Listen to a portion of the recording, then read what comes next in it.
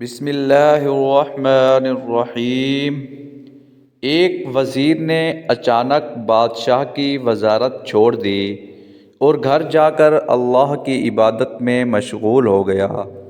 بادشاہ بہت پریشان ہوا اور وزیر کے پاس چلا گیا اور پوچھا کہ میری طرف سے تم پر کوئی زیادتی ہوئی ہو تو بتاؤ، کسی نے کچھ کہا ہو تو بتاؤ، یوں اچانک وزارت چھوڑنے کی وجہ کیا ہے؟ تو وزیر نے بادشاہ سے کہا، میری وزارت چھوڑنے کی 6 وجوہات ہیں۔ نمبر 1، تم بیٹھے رہتے ہو اور ہم آپ کے ادب میں کھڑے رہتے ہیں، اور اب میں جس بادشاہ کا غلام ہوں اس کی عبادت یعنی نماز میں بھی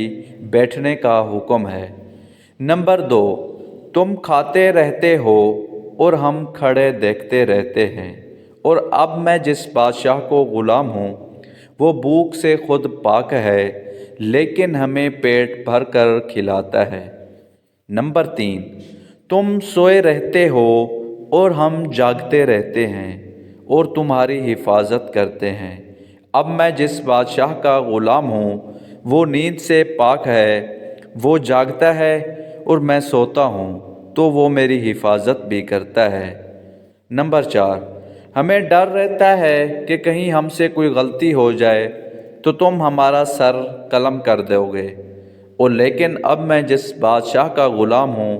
جتنی مرضی غلطیاں کر لوں اور معافی مانگ لوں تو وہ معاف کر دیتا ہے۔ نمبر 5، ہم تم سے کچھ مانگتے تھے، تم اپنی حیثیت کے مطابق دیتے تھے، اور کبھی کبھی انکار بھی کر دیتے تھے اور یاد بھی کراتے تھے کہ تمہیں میں پہلے بھی بہت کچھ دے چکا ہوں، لیکن میں اب جس بادشاہ کا غلام ہوں میں اس سے جو بھی کچھ مانگتا ہوں وہ فوراً عطا کر دیتا ہے، اور کبھی کہتا بھی نہیں کہ پہلے بھی تمہیں بہت عنایت کر چکا ہوں۔ نمبر 6، ہمیں ہمیشہ یہ ڈر رہتا ہے کہ کوئی دوسرا بادشاہ تمہیں شکست دے کر تمہیں قتل کر کے ہمیں قیدی کر لے یا ہمیں بھی نہ مار دے، لیکن اب میں جس بادشاہ کا غلام ہوں وہ ایسا بادشاہ ہے کہ کوئی اسے شکست دے بھی نہیں سکتا، بلکہ ساری دنیا میں اس کی بادشاہی ہے۔ تو بادشاہ وزیر کا جواب سن کر لاجواب ہو گیا اور کہا کہ یقیناً تم نے سب سے بڑے بادشاہی کی غلامی اختیار کر لی ہے، میں بھی کوشش کروں گا کہ اسی کا غلام رہوں گا